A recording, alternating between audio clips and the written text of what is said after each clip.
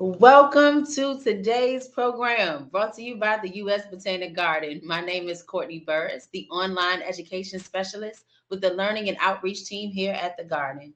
We are so happy to have you joining us for the interactive Orchid Q&A with George. So without further ado, it is my pleasure to introduce United States Botanic Gardens orchid expert and advanced gardener, George Guenthner. My name is George Guenthner. I am an orchid specialist here at the U.S. Botanic Garden.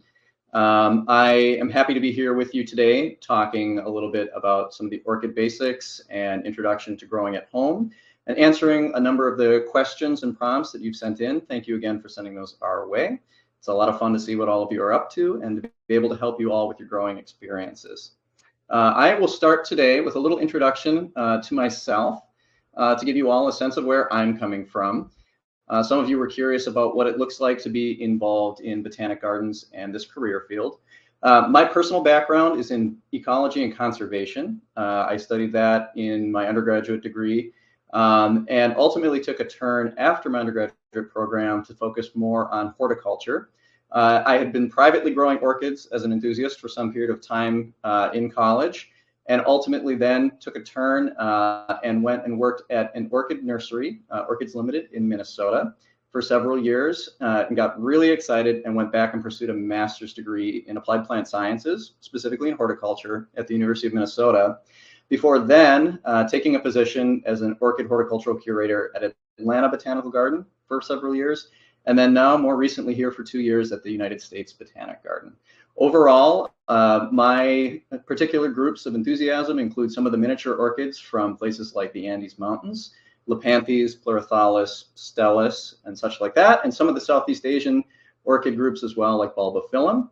I have a lot of hands-on practice. That's a lot of what matters in this field, and I've spent a lot of time growing again at home. The wine cooler pictured in this slide is one of my personal growing spaces for miniature high elevation orchids, but also institutionally, both in Atlanta and here at the USBG. And I've had opportunities to go into the field as well and do plant exploration.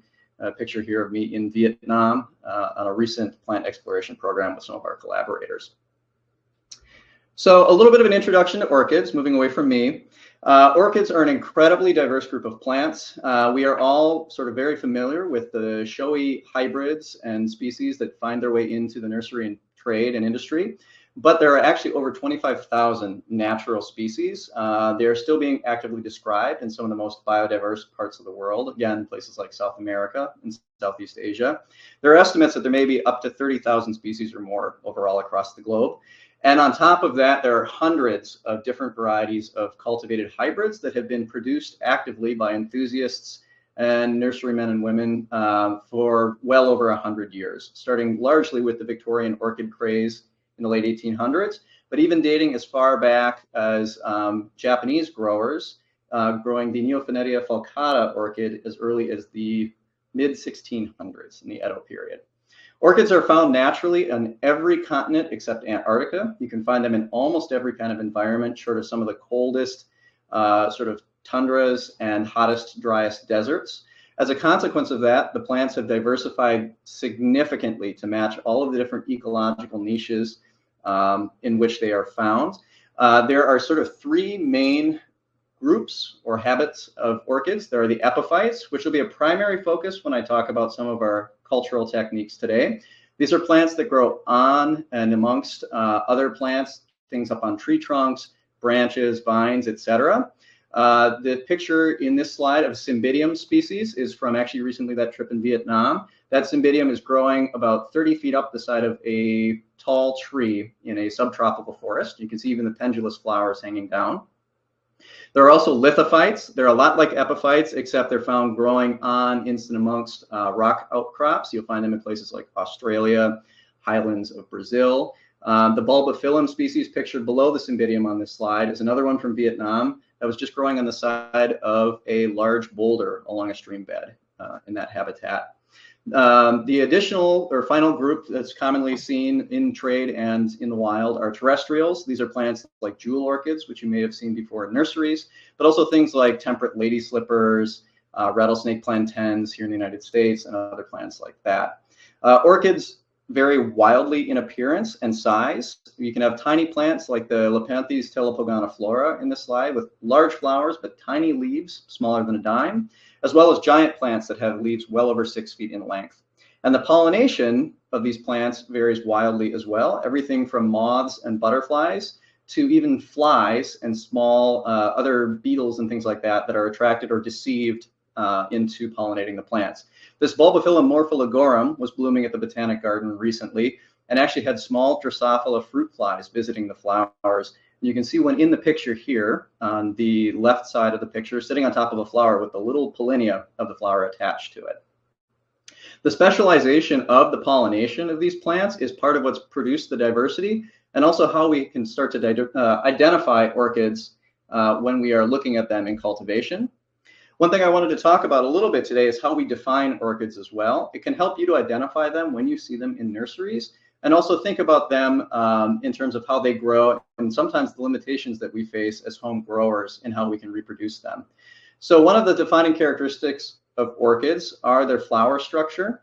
They have a specialized fused male and female reproductive structure called a column that typically features a male portion where there are several aggregated sacs of pollen called pollinia.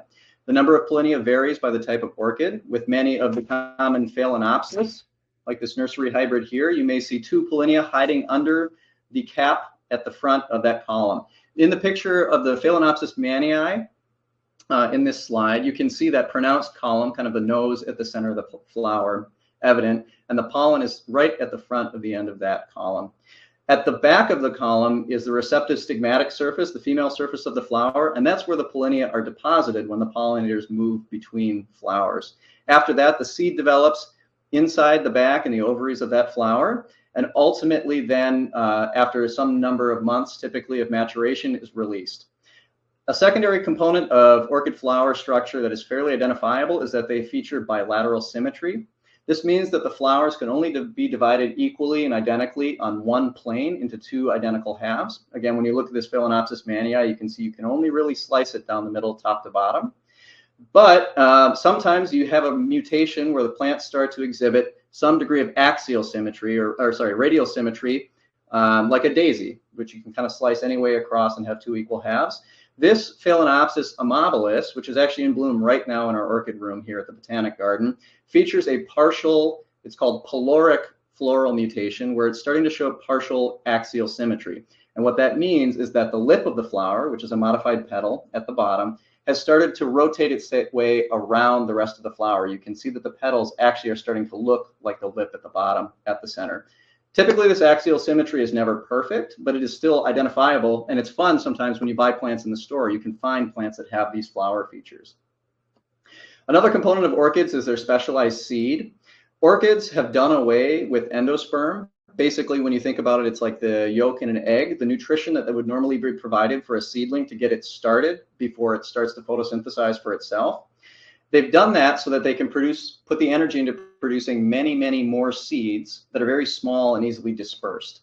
So basically, they're doing more seeds with less investment in the individual seeds. This means that orchid seed is dust fine. It's typically a little bit of a seed coat with an embryo. There's a picture here. You can see that kind of white fluff is actually thousands of orchid seeds from our dipodium in our collection here.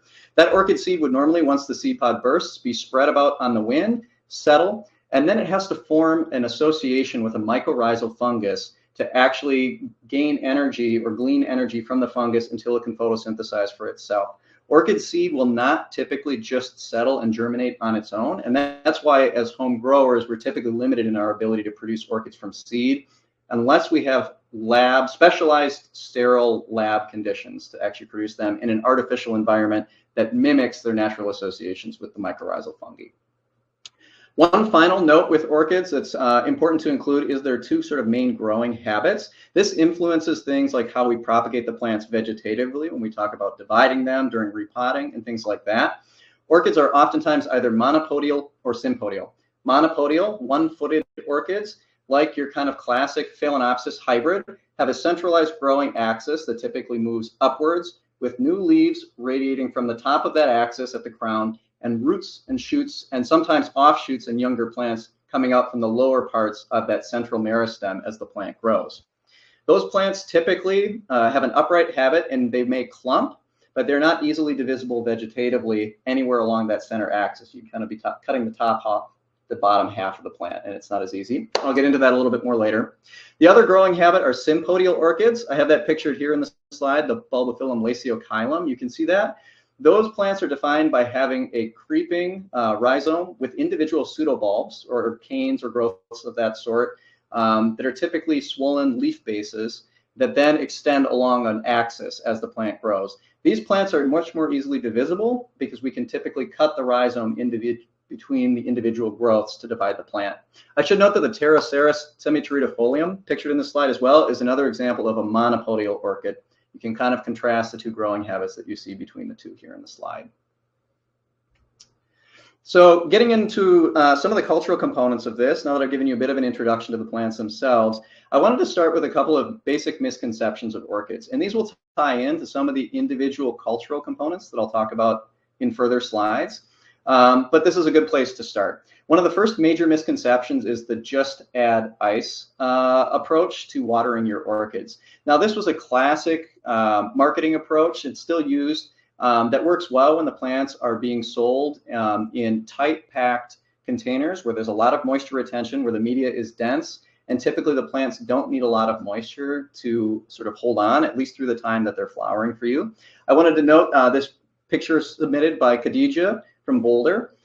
This is a great example of one of the plants you would typically find in a shrink wrap nursery pot from sort of your regular big box store. And you can see where that tight wrap pot might hold a lot of moisture even when you're just applying small amounts of water through ice, for example. But the long term, that's not sustainable. And I'll talk a little bit more about what sustainable watering techniques are like soon as a follow-up to that. A second thing is that no flowers on a plant means that the plant is either unhealthy or dead. Now, generally speaking, these plants, depending on the type, the species or hybrid of orchid, may only flower once or twice a year. Or if they're species that rebloom in perpetuity, they may bloom for a season and then take a break in between. Many of these plants do have an active period of growth where they're not otherwise flowering, but we're often led to believe that they're unhealthy when they're not in flower because we only ever see them for sale in flower. It's very normal for your plant to take a rest, and it's actually usually good for it to have some time to recharge along the way. So I always encourage people, if you want to keep your plants, keep them around when they're just green and wait for those flowers. They will come. And we'll get into that a little bit more. I discourage people from throwing them away when they're done with their flowering if the plants are still healthy and happy, because at that point, there's always potential for more. The final point of this that I want to touch on is the conception that orchids are difficult to grow. I have a bit of a personal bias, I will say, having grown them for a while. But outside of that, I genuinely believe that there's an orchid for everyone. It's just not always the same orchid. These plants are incredibly diverse. They have many different growing habits and growing environments that they are naturally accustomed to. And then we also have hybrid vigor from cultivation added into that. I am firmly of the belief that you can find an orchid that works for you in your home environment if you do a little bit of research and respect some of the basic aspects of growing these plants. Just kind of like growing succulents is different from growing tropical house plants. There are some basic nuances and components to growing orchids that can sort of make or break being successful with them. But once you sort of check those boxes, they're just as happy to sit and grow and be healthy as any other group of plants. And I think you can really make that work for you in a home environment. So moving from there, I'll start to talk a little bit about some of the cultural components. I think one of the biggest things that I tend to encounter with folks are questions about watering and root health and what to do overall with these plants as we sort of are trying to keep them long-term beyond their flowering point. I mentioned epiphytes, one of the major groups of orchids in terms of sort of ecological habits. I think of an epiphyte effect when I think about the way that I grow and water a lot of my orchids. Many of the common hybrids that you find in the market, Phalaenopsis varieties, Oncidium varieties, Dendrobium varieties, et cetera, Cattleya varieties, are typically either immediate or sort of multi-generational derivative hybrids from naturally epiphytic or lithophytic species. This means that the plants are growing in a natural environment where they're accustomed to receiving a regular sort of thorough soaking of rainwater, for example, on a tree trunk. Think of a tropical rainstorm every day around maybe 2 p.m. But then the plants have a chance to air out. There might be some moisture retentive media like some leaf humus or bark or something like that around the roots, holding some moisture over until the next day. But the plants have a chance to drink well and then take a break and air out until the next time they're watered. This means that when we're growing them at home, we want to think about replicating that kind of environment or that kind of approach to watering. It means that you're watering the plants regularly, and you want to be consistent about the frequency that you're doing that, but in a way where you're never keeping the plants either consistently bone dry or soaking wet. Now, this can vary by the type of orchid. Some orchids do like to go a little bit drier seasonally, and some never really like to dry out completely. But for a lot of your common home hybrid varieties, things like Phalaenopsis and Oncidiums, the best thing you can do is water the plant in a way where you water it thoroughly when you do water it, and then you give it an opportunity to sort of pace out and just approach dryness or just reach dryness before you water it again. Therefore, you're not keeping it wet all the time, and you're also not keeping it bone dry for more than maybe a day or two, depending on what it is. And I'll get into a little bit of our potting media and containers next. That will also help with that. But once you find that rhythm, it can really help you to keep that plant going. It's important to note that improper watering, both underwatering and overwatering, can lead to root loss. And roots, while we can't see them all the time, oftentimes they're hiding in solid containers, are some of the most important parts of keeping the plant alive and healthy. If you don't have a good root system, you typically will not have a very productive plant. One of the first things it will stop doing is flowering well, and then it will start to show signs of stress and continue to deteriorate over time. Dehydration in these plants can manifest itself a few different ways. You'll see in this photo here from Letitia in Toluca that this plant is showing some signs of dehydration. It's evident in the pseudobulbs. You can see that the actual growth of the plant, sort of the pseudobulb at the round at the center there, is looking sort of shriveled and wrinkled and a little bit dehydrated. And you also see some pleats in the leaves. Leaf pleating is particularly common in groups like Miltonia, Miltoniopsis, and many Oncidium hybrid varieties. That happens when the plant has periods of time where it's dehydrated while it's actively growing. It causes the leaves, as they're growing, to start, stop, start, stop, start, stop, and accordion in that sort of habit.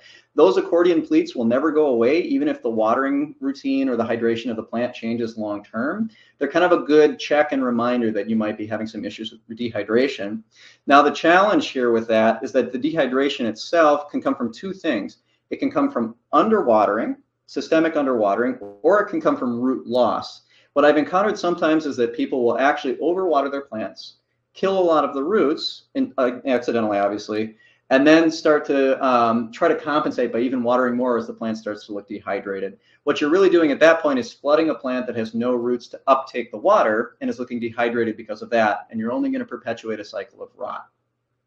In many cases, at the point where you've lost a lot of roots, you need to make a decision about how you're going to repot the plant to either find a way to sort of baby it along until it can develop a new root system, or sometimes make the decision to move on to another plant and try again a little bit more with a better understanding of what happened the last time.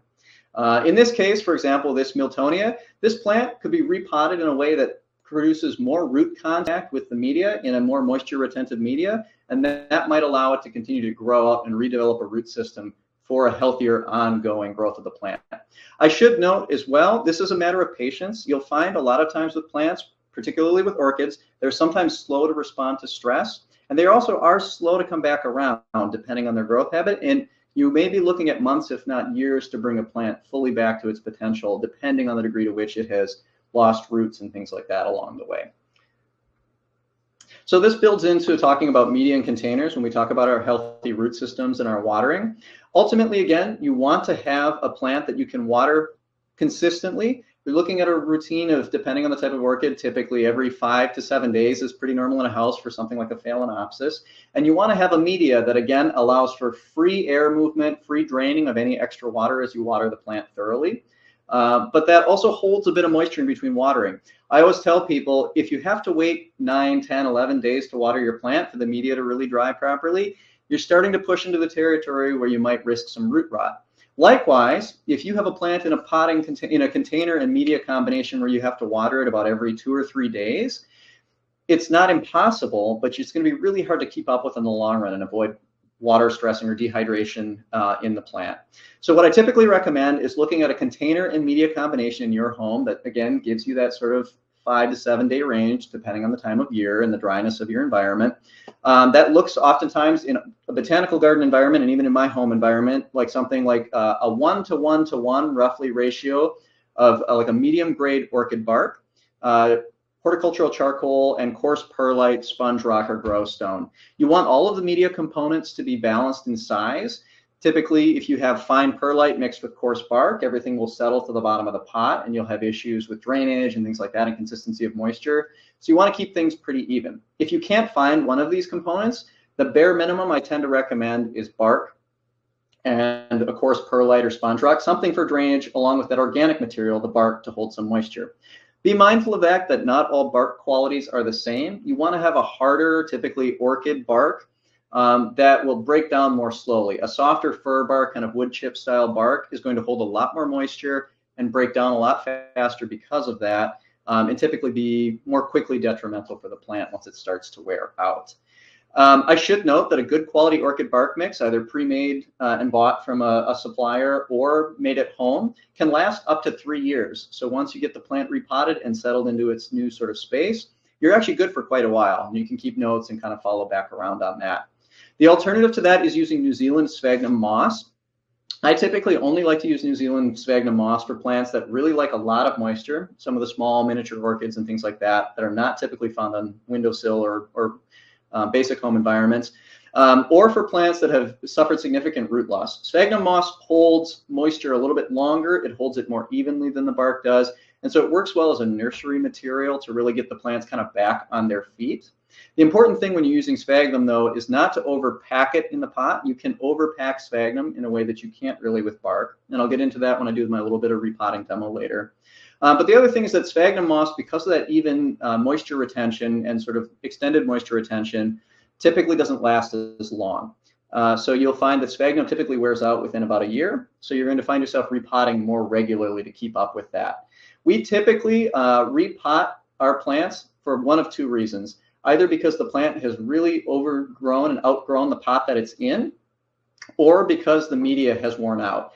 Depending on the kind of orchid, you will find that you will typically be faced with one situation or the other. Something like a Cattleya orchid, which grows along that creeping sympodial rhizome, tends to crawl out of its pot before the media that you're growing it in, if you're using a bark-based media, wears out. So it's a good time to go ahead and just step it up a pot when it's starting to grow out. Something like a Phalaenopsis that tends to be fairly confined and has that upward growth habit without a lot of outward expansion of the center of the plant itself, you will more likely find that the media will wear down before the plant itself needs to actually go up a pot size.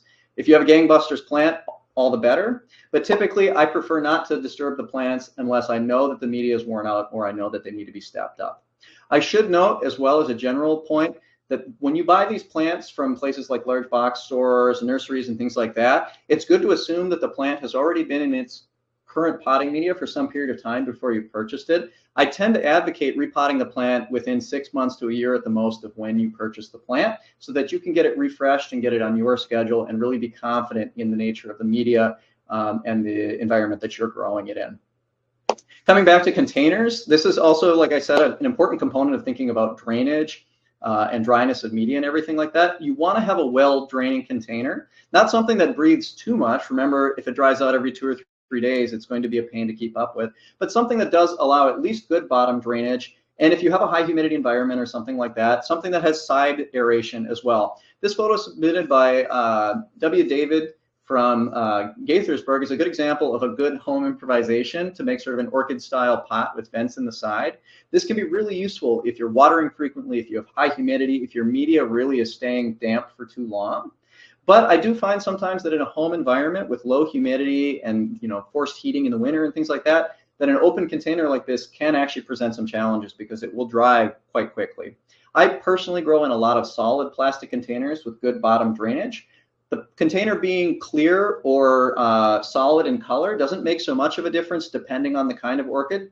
Orchids like Phalaenopsis, because the root systems are adapted as epiphytes to being sort of exposed, don't mind that extra light exposure. And in fact, they can actually photosynthesize where they are exposed to light.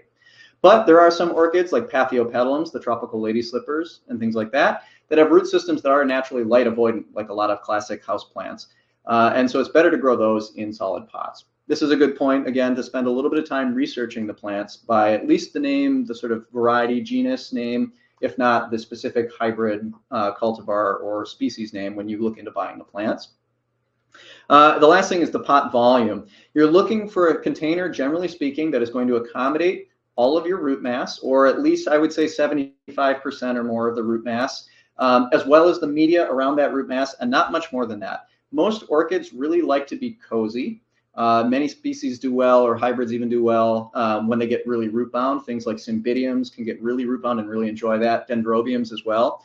Most orchids will sulk if they're in an oversized pot, and they oftentimes will suffer for it as well, because the excess media means excess moisture retention and ultimately a greater risk of root rot depending on your watering habits for the plant. Typically, when I'm repotting something like a Phalaenopsis, I will have a container that is the same size as the pot that the plant is currently in, and then a plant pot or another pot that is roughly 1 to 1.5 sizes larger. So a 5-inch pot if it's in a 5-inch pot, and then a 6 or a 6.5 as well. And that allows me to step the plant up if I have more root mass to accommodate than the last time I repotted the plant. But I also have the opportunity, if I haven't, if I've gained some roots and I've lost some roots and I end up at kind of a net same volume, to put the plant back into a container that's about the same size.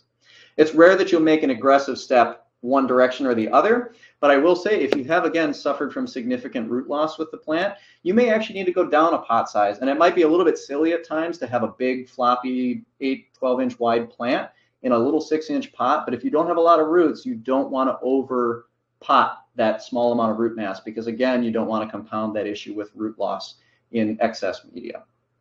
That's something to think about. So that gets us right into the repotting itself. I'm going to leave this slide up as I also do a little bit of a hand demo. There's sort of some basic steps to how we approach this. Now, again, orchids are incredibly diverse. There are a lot of sort of more specific techniques for certain types of orchids and nuances in all of this. What I'm going to do today is a Phalaenopsis repot. It's going to be kind of demonstrative of what a lot of you are going to experience as home growers with sort of your basic big box store orchids. But there are sort of some basic steps that still ring true regardless of the type of orchid you're working with. Obviously, the first thing you're going to do with your plant is you're going to pick it up and look it over and kind of plan how you're going to depot the plant. This is obviously, again, kind of your classic nursery produced Phalaenopsis. It's finished flowering. By the way, with Phalaenopsis, the only time that's not a good time to repot is when they're in fully active flower and in bud. If you disrupt the plants enough, they may drop flowers and buds, and obviously many of us want to keep the flowers while we've got them. But typically otherwise, spring is a good time because the plants more actively start to grow in the spring and summer. But something like a Phalaenopsis that really is more or less continuing to grow year round, you can kind of do it anytime you need to do it, as long as, again, you're kind of on some sort of schedule with it. So this plant has finished blooming. It's very root bound. You can see there's a lot of root mass in here. This is very typical of a nursery produced plant like this.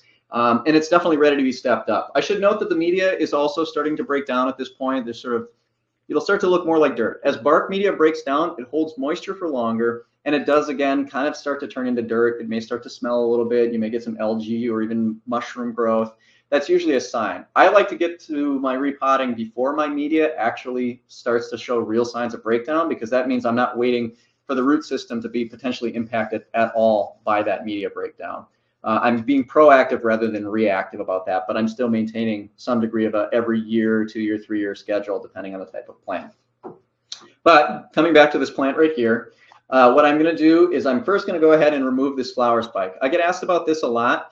These flower spikes don't typically rebloom a second time. There may be occasions where the plant will produce a secondary offshoot of a flower spike if it's still green. These nodes, if there's enough hormone activity and energy from the plant traveling up the spike, can sometimes produce an offshoot. I personally like to remove the flower spike all the way back down once it's finished blooming on its primary spike, because that means all of the energy and attention of the plant is going back into good root and leaf growth. And that means that then there's a good potential for it to produce another larger spike later, rather than a smaller sort of cheater spike in between. If you don't mind sort of spending a little more time on your flowers and you have a big healthy plant like this one, go ahead and you can trim the spike partway down. You'll probably push a secondary, and it's ultimately a matter of personal preference. If you have a plant though that is unhealthy, remember that that plant is putting a significant amount of energy into its blooming cycle, and so it's ultimately, in my opinion, better to prioritize the health of the plant and remove a flower stem even before it's bloomed if I think that it's going to take away from that plant pushing itself back into a healthier place in terms of growth with roots and leaves. So I'm going to take this plant.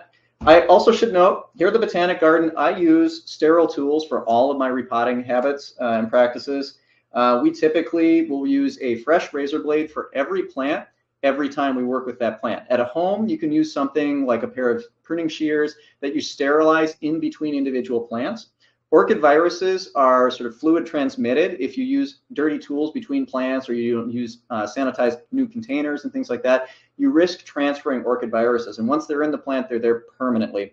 They can impact the quality of flowering. They can cause lesions on the leaves and things like that. Sometimes you may not see them at all. But if you want to maintain a large, healthy collection of orchids, the best practice is to always assume that the plant may be impacted by some sort of pathogen that we may not see. And so to treat each one with sterile tools and things like that when we repot them. So I'm going to take my sterile, clean razor blade here, and I'm just going to remove the flower stem, and I'll lift it up in just a second to show you. You're going to make a clean cut, basically just above, what I like to do is just above the first node along where the stem of the flower spike comes out of the top of the plant. You can see in previous there was also another cut here. This will now brown down, and eventually you could even remove this little part later, but for now it's easiest to remove it down to that point.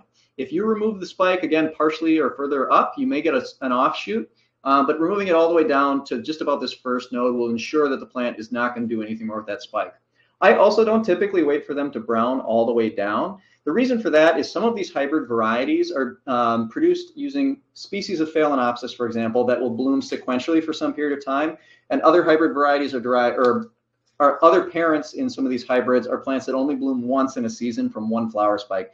They can get kind of mixed messaging, and that means that they may retain a green flower spike for some long period of time after they flowered that may never actually flower again. So I like to kind of hit the reset button with my flower spikes and go back to basics with the plant, again, to encourage a full bloom at a later time and not assume that I'm going to receive any more flowers on that spike. Now, this does vary, again, with other types of orchids. It's worth doing a little bit of research there, but many varieties of orchids will typically, once they are finished blooming on a flower spike, will then at another time produce a new inflorescence, a new flower spike altogether to produce more flowers, unless they're a sequential bloomer. And even then, sequential bloomers at some point do finish on any given individual flower stem. So now that I've finished trimming off that flower spike, I'm going to carefully remove the plant from the pot. This can be a little bit complicated sometimes if the plant is really in there. You can give it a little bit of a wiggle, squeeze the pot a little bit to get it out of there. And I will note, these plants are hardier than they look. You can be vigorous in removing the plant and things like that. In fact, I'm going to have to be with this one. And if needs be as well, you can always actually cut the plastic pot too. I don't discourage people from doing that. I just ask that you be careful when you cut the plastic pot so that you're not accidentally hurting yourself and cutting too much of the root mass as you're doing it. Now you can see I've managed to get the plant out of the pot here. What I'm going to start to do is remove all of the media from the pot, or from the plant root mass.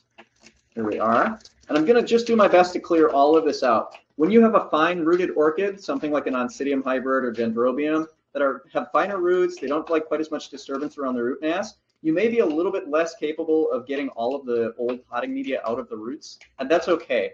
I, generally speaking, will try to remove as much as I can in the way that does the minimal amount of damage to the plant itself.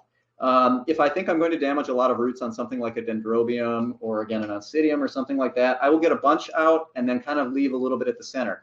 Understanding that maybe the next time that I repot, that little bit of old media and root mass that I left behind at the center, typically of the pot, is going to be more likely to be dead and need to be removed because it's sort of broken down faster than the rest of the media around it. Remember that any media and dead roots and things like that that you leave behind from the last time the plant was repotted are only going to sort of foul up your new media and your new container that much faster because they're present, right? That's the oldest material that's going to go first. And if you maintain a big, thick block of old media and dead roots and things like that in the pot, you're probably going to start to impact a lot of the rest of the container and things like how the media holds the moisture and things like that. But now you can see I've gotten pretty much all of the media out of there. This plant has a ton of roots. This is great. This is ideally the kind of thing you want to see.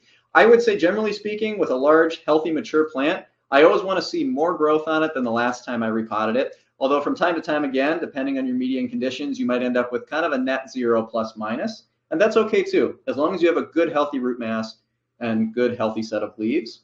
You can see here this plant, as many of these nursery plants classically are, even has the original plug pot that the plant was produced in when it was a tiny seedling or from a tiny meristem clone that they just basically left at the center. They went in and repotted it without actually even pulling out this old original piece. So I'm going to take the time to remove this. Again, I'm going to take my clean, sterile tool, and I'm going to go in and I'm just going to cut that little thing out of there. I should note it's hung up, and I'll try and hold this up in a way you can see it, on a piece of dead sort of root here. Now, this is a good time to check your root health. If you have pieces of root that are mushy or dry and papery and sloughing away, those are pieces of root that can be removed. You don't need to remove the entire root end to end if only, say, the bottom half of the root has sort of gone soft or dried and died off. You're really just going to remove the parts that are actually sort of dead or done, so to speak. So I'm going to go in and I'm just going to clean a few of these. I'm going to set this down for just a second to do that, and I'll hold it back up with a piece of root to show you what that kind of looks like, and remove that little piece of pot. These plants typically, if you're keeping them healthy and happy after you bought them at the store, the root systems typically will be pretty large, and they'll have a lot of healthy roots at the time you repot them. If you get them within 6 months to a year of when you have purchased them or last repotted them. So typically there's not going to be a lot that you need to remove. Again, I will typically find little pieces of papery roots or mushy roots, things like that, that are shrivelly. A good healthy root is going to be firm to the touch. It's going to be connected to other parts of live healthy root. And it's going to range in color typically from sort of a greenish gray or green if it's wetter to a yellowish white. If they're yellow or bleached, that's okay as long as they're firm. Those are roots that are not getting as much exposure to light. Remember, these plants, particularly like something like a phalaenopsis, can photosynthesize in the roots. That means it has the chlorophyll, the pigmentation in the roots to do that. And when they're not exposed to light, they kind of tend to bleach out, kind of like we lose a tan sometimes if we're not in the sun for a long time, right? So look for that, look for healthy roots, get everything cleaned up, and there really wasn't much to take off of this guy. So I'm pretty happy with how this is. I'm gonna open the roots up a little bit just to make life a little bit easier for repotting the plant.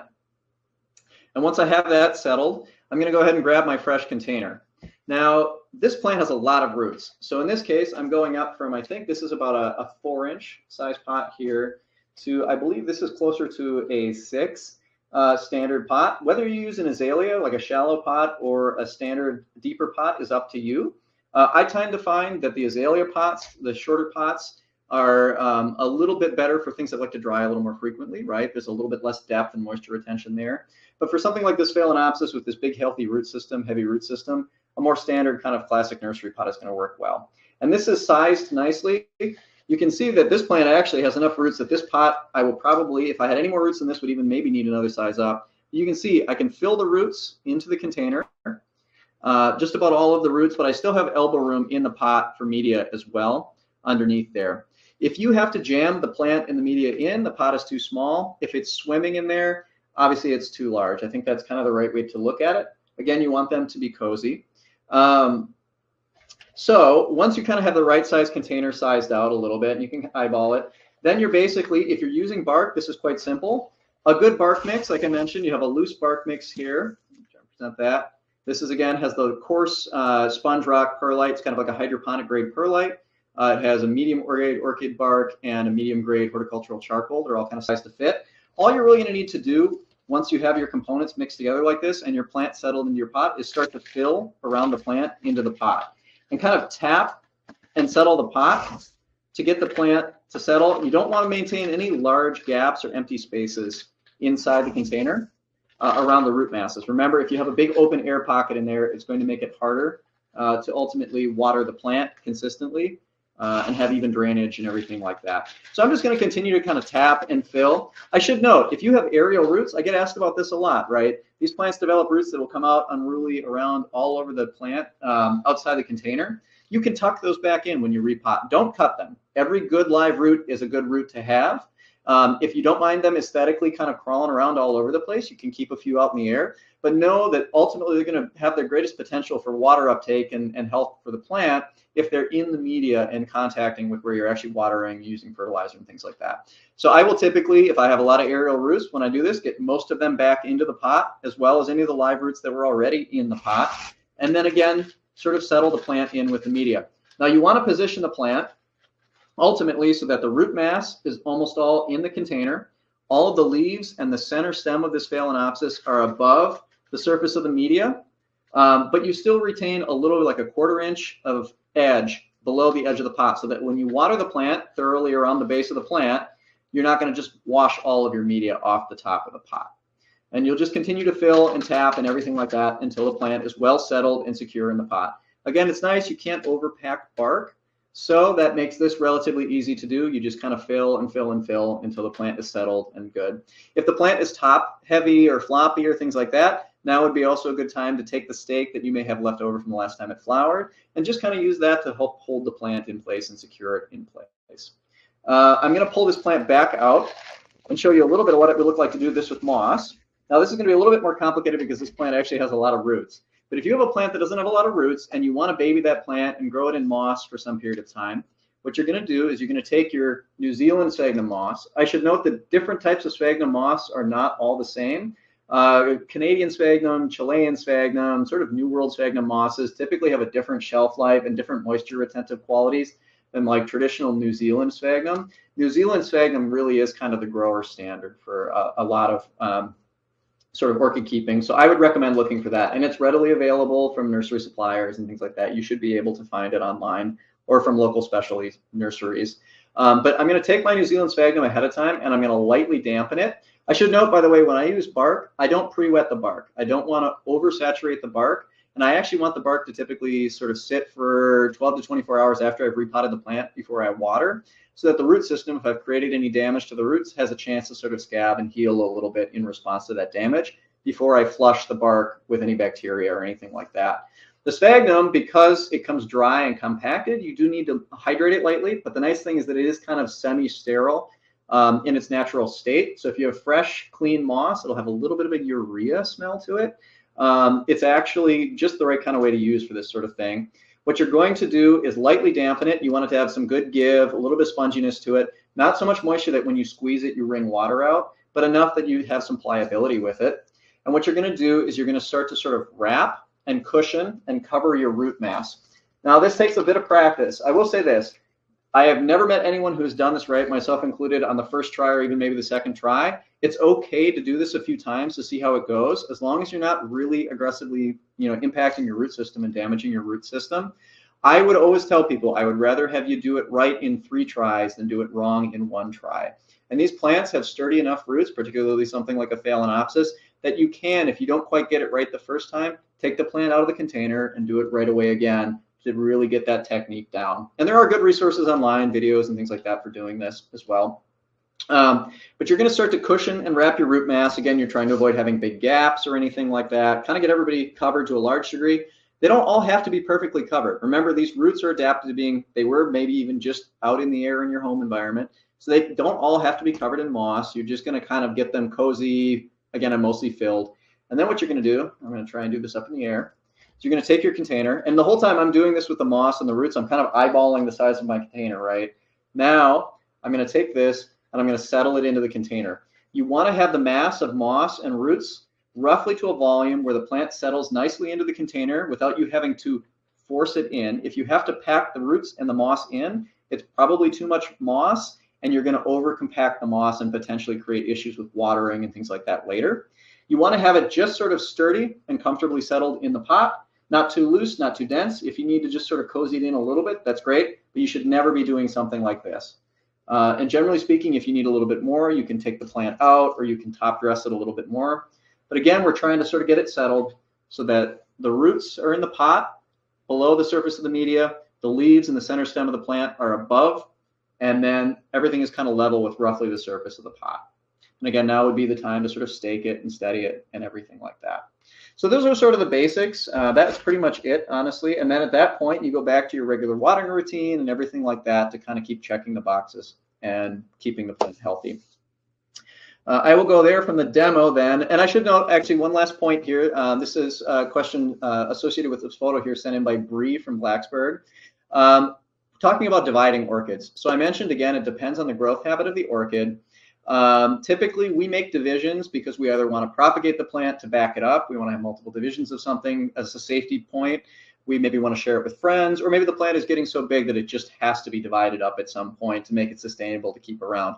All of those are great reasons, but there are some basic rules of thumb. Making divisions like that is easiest with sympodial orchids, the clambering ones with the creeping rhizomes. You can make those cuts individual between growths.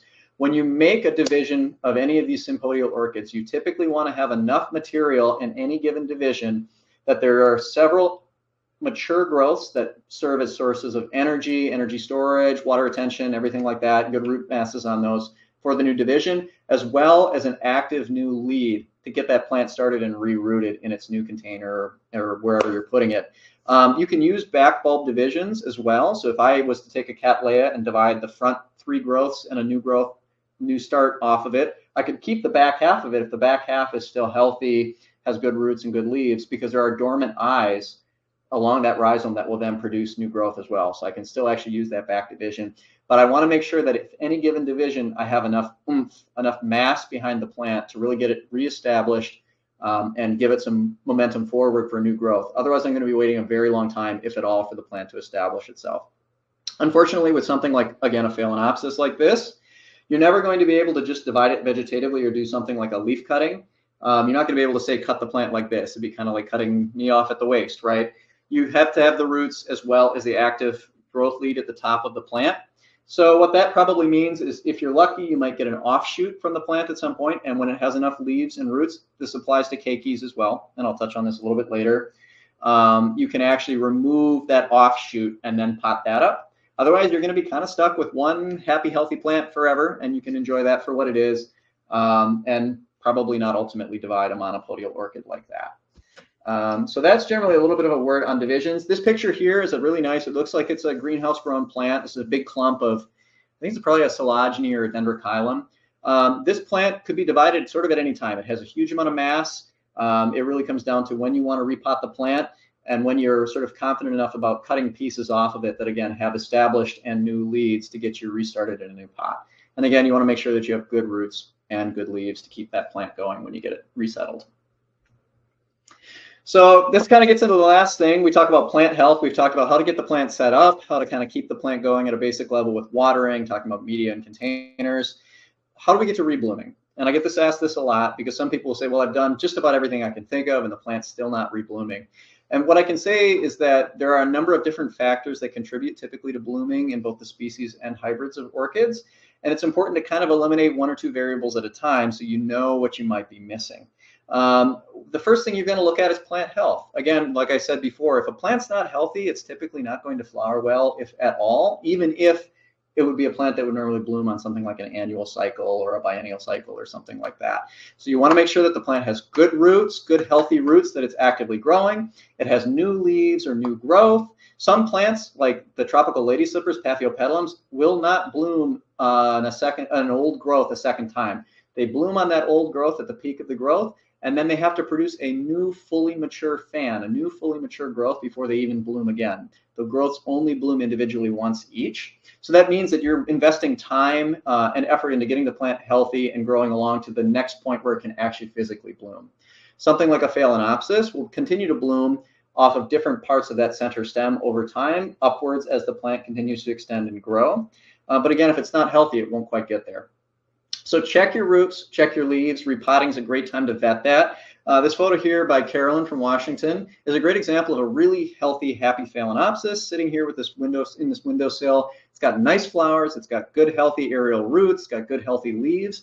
And it's at a point now where it looks healthy and happy, but I think it could be stepped up a pot size, and those roots can be incorporated into the next size container. It's a good sign that the plant is ready for sort of the next jump. But obviously, it's happy and healthy enough to continue to rebloom and everything in its environment. The next thing after you have a healthy, happy plant mass is to think about the environment itself. Now, some of these plants have specific environmental triggers.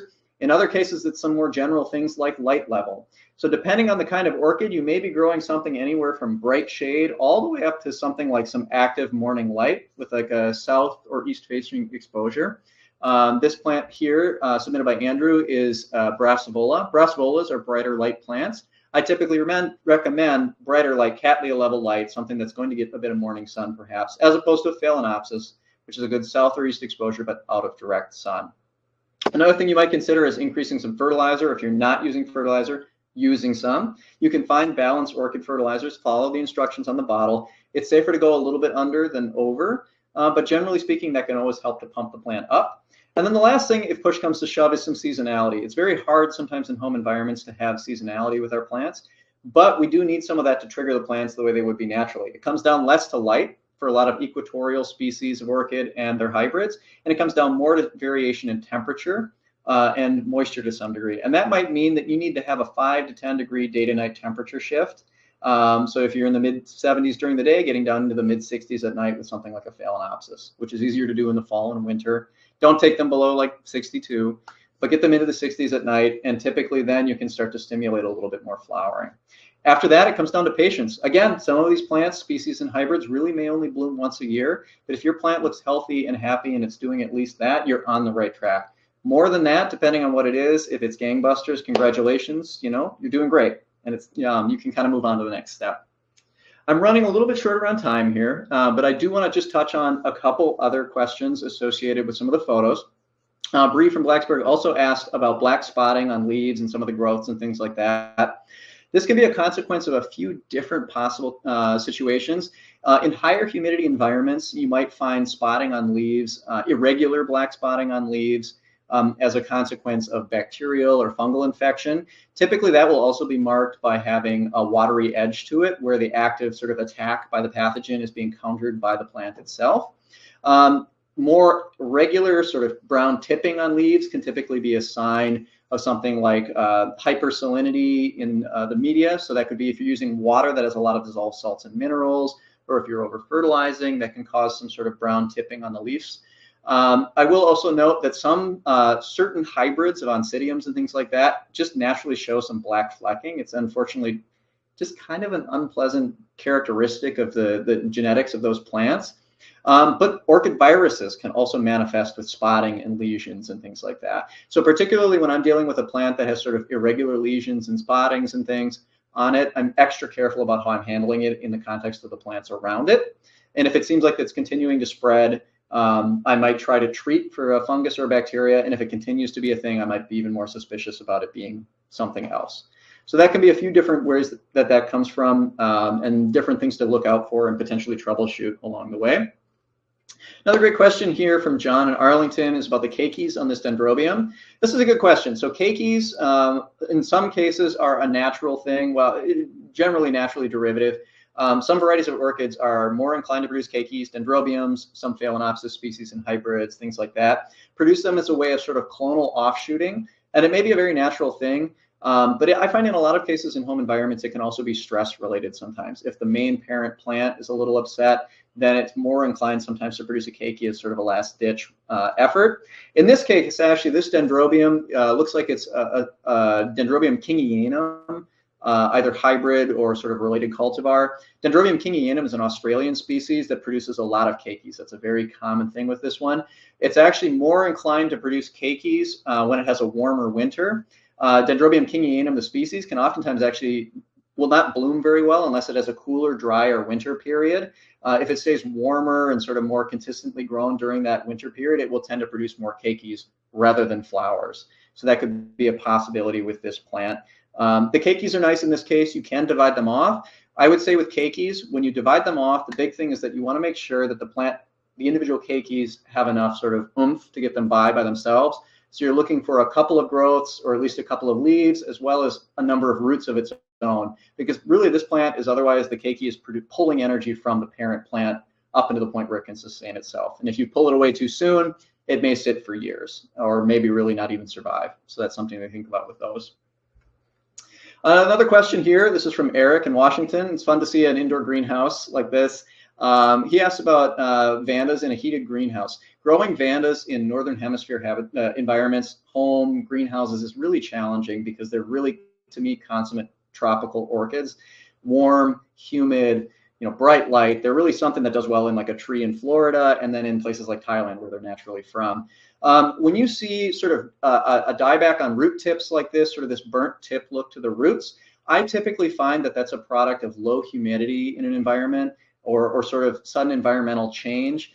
Obviously, when you have a heated greenhouse and you're watering regularly and you're keeping consistent humidity, this is sort of less likely. But I find that oftentimes when I transition vandas here at the Botanic Garden from one space to another, when I put them on display or things like that, even having like a 12-hour change in humidity and lower humidity can actually cause any active root tips to die back. I would say that if your humidity is below even 70 to 75% with Vandas, you may start to run into this kind of situation. I really optimally am growing my Vandas between 75 and 85% humidity with good airflow and daily watering. They really have to just, they don't like to be soaking wet, and they don't like to be in solid containers where the roots stay wet, but they need that really consistent humidity and moisture to keep them happy. And it can be very difficult in northern environments. I'm originally from Minnesota, and we had the darndest time growing them up that way. So I've typically grown more sort of temperate subtropical varieties of Vanda. The Neophonetia fulcatas, Vanda fulcatas are one of my personal weaknesses. And those are much more adapted to this kind of environment because they're actually from Japan, and they're much more like subtropical. But tropical Vandas, I wish you the best of luck. They can be touchy, but they are really rewarding when they bloom well. And we always love to have them on display here at the gardens. But we have greenhouses, so we really get to cheat on keeping them healthy. This is sort of the final question I'm going to touch on. This is from Jennifer from Vienna. We've all been here. We get to that tipping point where we kind of have to say, do we keep it or do we let it go? I have grown a lot of plants. I have killed a lot of plants. I firmly believe that you're not learning how to grow things if you aren't killing a few along the way. And I will personally never grow the same thing 3 times. I think it's the way I like to look at it. You kind of get a chance to learn, and then at some point you got to kind of give up and move on to something else. These Phalaenopsis, I hate to say it, are no longer with us. I would typically say that with something like a Phalaenopsis, when you get down to less than 2 leaves, or you're down to less than like 2 real functional roots, even 2 roots is getting low, it's time to let that plant go and try again with another one. We benefit obviously with things like Phalaenopsis from having a lot of accessibility and a lot of mass market plants available. So I don't feel quite as bad sometimes when that happens. It's just part of the learning process. But this is a good chance to, again, evaluate how you've been growing the plant and what you've been doing with it, and keep on trying. And I think with that, I'm going to wrap up and go back to Courtney. I want to thank you all for joining us here today again. It's been my pleasure, and I look forward to hearing from you more and seeing you all again in the future, hopefully. George, you will definitely see us in the future. Thank you so much.